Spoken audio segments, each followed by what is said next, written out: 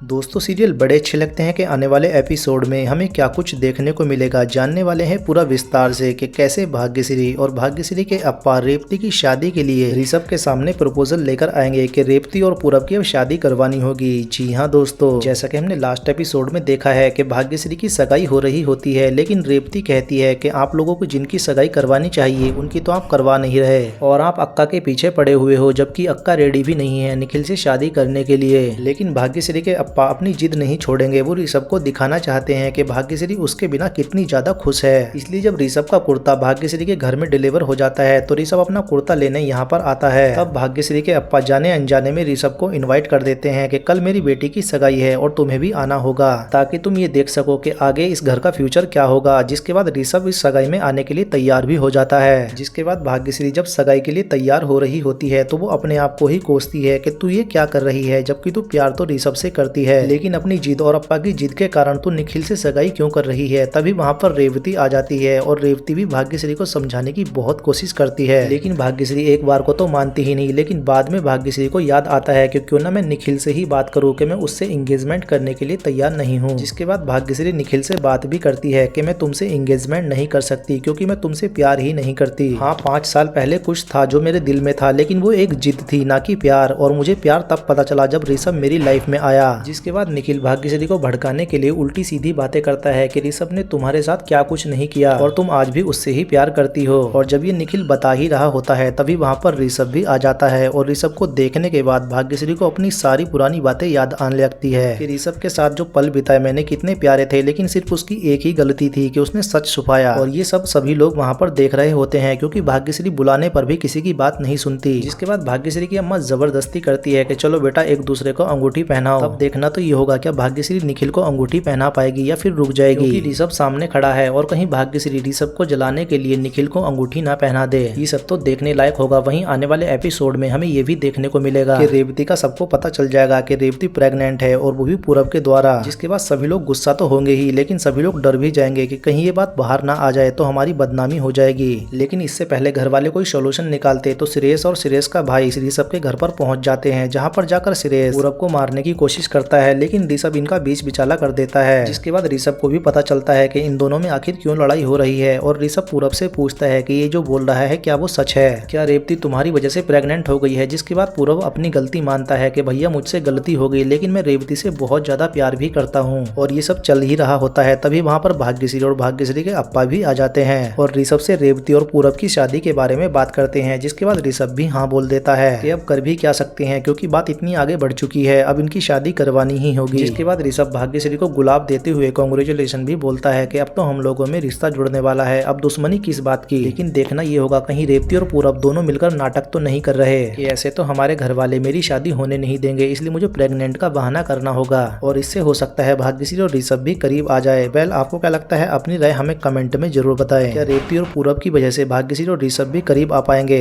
या फिर कोई और ही ट्विस्ट आ जाएगा, क्योंकि नायसा की भी एंट्री होने वाली है।